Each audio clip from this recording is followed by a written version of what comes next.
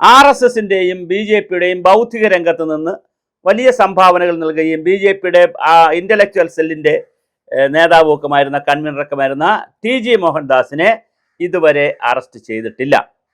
Arrest ചെയ്തു എന്ന് പറഞ്ഞ് സോഷ്യൽ മീഡിയയിലൊക്കെ അദ്ദേഹത്തെ വിലങ്ങൊക്കെ വെച്ചുകൊണ്ട് പോകുന്ന ഒരുപാട് പോസ്റ്റുകൾ വന്നുകൊണ്ടിരിക്കുകയാണ്.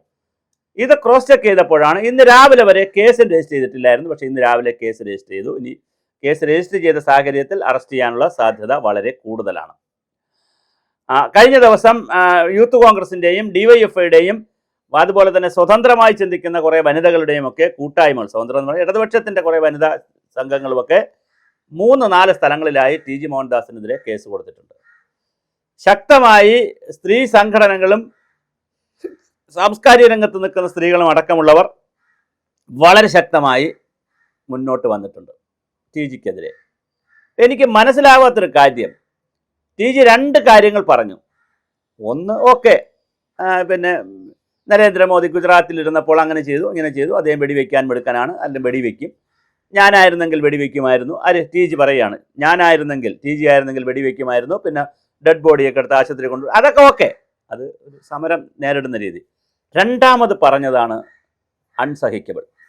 അത് ഇടതുപക്ഷത്തെക്കുറിച്ചായാലും അർബൻ നക്സലുകളെക്കുറിച്ചായാലും ആരെക്കുറിച്ചായാലും സ്ത്രീകൾ ബലാത്സംഗം ചെയ്യപ്പെടുവാനാണ് അവിടെ ചെല്ലുന്നത് എന്ന് പറഞ്ഞാൽ കുറച്ച് കഷ്ടപ്പെട്ടു പോകും. അതേസമയം പുരുഷന്മാർ അവിടെ ബലാത്സംഗം ചെയ്യപ്പെടും. അവിടെ ചെല്ലുന്ന സ്ത്രീകളെ ഒരു സമരത്തിൽ, ആൾക്കൂട്ട സമരത്തിൽ മോബിൻ്റെ സൈക്കോളജി അനുസരിച്ച് കിട്ടുന്ന സ്ത്രീകളെ രാത്രിയൊക്കെ ചിലപ്പോൾ അസമയത്തോ സൗകര്യമായിട്ട് അസമയത്തൊക്കെ കിട്ടിയാൽ സ്ത്രീകളെ ബലാത്സംഗം ചെയ്യും പുരുഷന്മാരെന്ന് പറഞ്ഞ് പുരുഷന്മാരെ കുറ്റം പറഞ്ഞാലും പിന്നെ മനസ്സിലാവും. പക്ഷേ ഞങ്ങളെ ബലാത്സംഗം ചെയ്യൂ എന്ന് പറഞ്ഞ് ഏതെങ്കിലും സ്ത്രീകൾ എന്തിനാണ് പോയി നിൽക്കുന്നത്? കാരണം അതിൻ്റെ ആവശ്യമില്ലല്ലോ.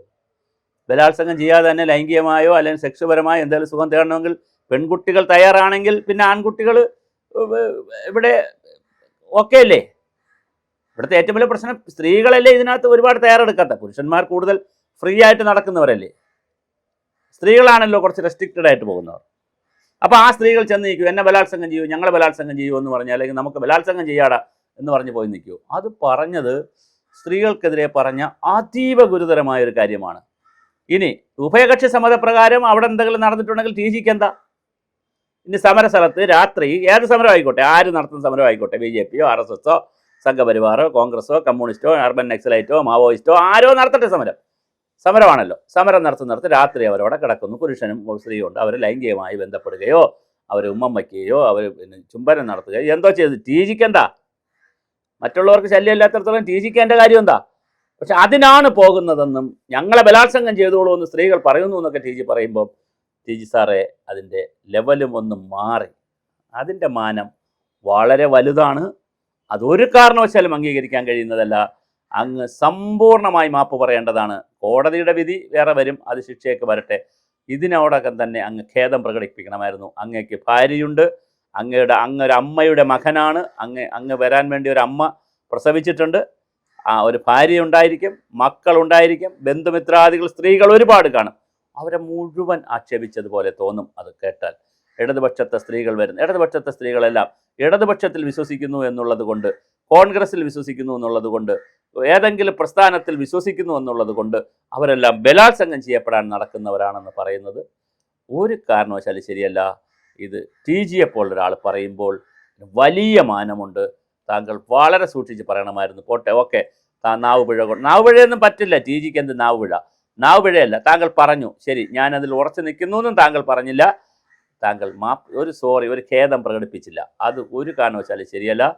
താങ്കളെ അറസ്റ്റ് ചെയ്യും എന്നാണ് കേൾക്കുന്നത്. അറസ്റ്റ് ചെയ്തില്ലെങ്കിൽ വീണ്ടും ആളുകൾ ബഹളമുണ്ടാക്കും. സ്വാഭാവികമായിട്ട് അറസ്റ്റ് ചെയ്യാനാണ് സാധ്യതയുള്ളത്. കാര്യം കേസ് എടുത്തിട്ടുണ്ട് ഇപ്പോൾ. അതുകൊണ്ട് 2-3 ദിവസമായി കേസ് എടുത്തില്ല. പക്ഷേ ഇന്ന് കേസ് എടുത്തിട്ടുണ്ട്. അതുകൊണ്ട് അറസ്റ്റ് വരാനുള്ള ഏത് നിമിഷവും താങ്കൾ അറസ്റ്റ് ചെയ്യാം. അതും ഒരു വാർത്ത കേരളത്തിൽ വരാൻ സാധ്യതയുണ്ട്. എന്തായാലും താങ്കളുടെ ആ 2 പ്രസ്താവനകളിൽ ഒരു പ്രസ്താവന അതീവ ഗുരുതരമായ ഒരു സ്ത്രീവിരുദ്ധമായ പരാമർശമാണ്. അതിലൊരു മെരിറ്റുമില്ല, അങ്ങനെ നടക്കാറില്ല. ഏതെങ്കിലും സ്ത്രീ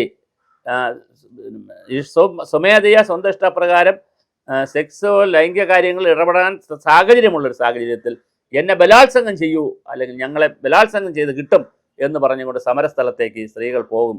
അവിടെ ചെന്നാൽ ബലാത്സംഗം കിട്ടും എന്ന് പറഞ്ഞ് പോകുന്നത് TG അതൊരു നോവലിൽ പോലും അല്ലെങ്കിൽ കോട്ടയം പുഷ്പനാഥിൻ്റെ അവസർപ്പ കഥകളിൽ പോലും നമുക്ക് വായിക്കാൻ പറ്റാത്ത ഒരു ഭാവനയായിപ്പോയി. അതൊരു വല്ലാത്ത ഭാവനയായിപ്പോയി. കാരണം സ്വതന്ത്രമായി സ്ത്രീകൾക്കോ പുരുഷന്മാർക്കോ, പ്രത്യേകിച്ച് ഡൽഹി, കേരളം പോലൊന്നുമല്ല, ഡൽഹി, ബാംഗ്ലൂർ, മദ്രാസ് എന്നും കോയമ്പത്തൂർ എന്നൊക്കെ അല്ല മറ്റേ ചെന്നൈ, കൽക്കട്ട എന്ന കുറച്ചുകൂടെ ഫ്രീഡമുള്ള സ്ഥലമാണ്. ആളുകൾക്ക് ഹോട്ടലിൽ റൂം കിട്ടും, ലോഡ്ജിൽ റൂം കിട്ടും. ഭയങ്കരമായ വ്യാപകമായ റെയ്ഡ് എന്നുള്ള സ്ഥലമല്ല, കുറച്ചുകൂടെ ഫ്രീ ആണ് ആളുകൾ. അങ്ങനെ ഒരു ഫ്രീ വേൾഡിൽ താമസിക്കുമ്പോൾ പരസ്യമായിട്ടൊക്കെ പലതരത്തിലുള്ള ഇപ്പോൾ ഡ്രസ്സൊക്കെ കേരളത്തിലൊക്കെ ആണെങ്കിൽ അല്പവസ്ത്രമൊക്കെ ധരിച്ചുകൊണ്ട് വന്ന് സ്ലീവ്ലെസ് ബ്ലൗസൊക്കെ ധരിക്കുമ്പോൾ എല്ലാവരും ഒക്കെ നോക്കും, ഇത് ആരുടെ എന്താ. ഇതങ്ങനെയൊന്നുമില്ല. വളരെ ഫ്രീഡത്തോടുകൂടി സിഗരറ്റ് വലിക്കുന്ന പെൺകുട്ടികളോട് ഞാനൊക്കെ വളരെ ഡൽഹിയിൽ പോകുമ്പോൾ പലവട്ടം പോകുമ്പോൾ സ്ട്രീറ്റിലൊക്കെ നിന്നിട്ട് ആൺകുട്ടികളും പെൺകുട്ടികളും അത് ആണാണോ പെണ്ണാണോ എന്ന് അറിയാൻ പോലും പറ്റത്തില്ല, രണ്ട് കൂട്ടരും സിഗരറ്റ് വലിക്കുന്നത് കണ്ടിട്ടുണ്ട്, സ്മാൾ അടിക്കുന്നത് കണ്ടിട്ടുണ്ട്. അപ്പോൾ അതെല്ലാം കണ്ടിട്ടുണ്ട്. അതൊക്കെ സംഭവിക്കാണ്ടല്ലോ. അങ്ങനെയുള്ളൊരു വളരെ ഫ്രീഡം ഉള്ളൊരു ഡൽഹിയിൽ എന്നെ ബലാത്സംഗം ചെയ്യൂ, ഞങ്ങൾ ബലാത്സംഗം ചെയ്യൂ എന്ന് പറഞ്ഞ് കുറച്ച് സ്ത്രീകൾ വരുമെന്ന് പറഞ്ഞാൽ TG മാഷെ, അതൊരു വല്ലാത്ത ഭാവനയാണ്. നമുക്ക് സങ്കല്പിക്കാൻ കഴിയുന്ന അതിഭാവകത്വമാണ്. അങ്ങനെ ഒരിക്കലും സംഭവിക്കില്ല. അതുകൊണ്ട് അങ്ങ് മാപ്പ് പറയണം, ഖേദം പ്രകടിപ്പിക്കണം. കോടതിയുടെ വഴിക്ക് പോവും, കേസിൻ്റെ വഴിക്ക് പോവും. ചിലപ്പോൾ താങ്കളെ ജാമ്യം കൊടുക്കാത്ത കേസാണ്, വകുപ്പാണ് താങ്കൾക്ക് ചുമത്തുന്നതെങ്കിൽ ജാമ്യവും കിട്ടത്തില്ല. ആര് പറഞ്ഞാലും 4-5 ദിവസം ജയിലിൽ കിടക്കേണ്ടി വരും, 7 ദിവസമെങ്കിലും ജയിലിൽ കിടക്കേണ്ടി വരും.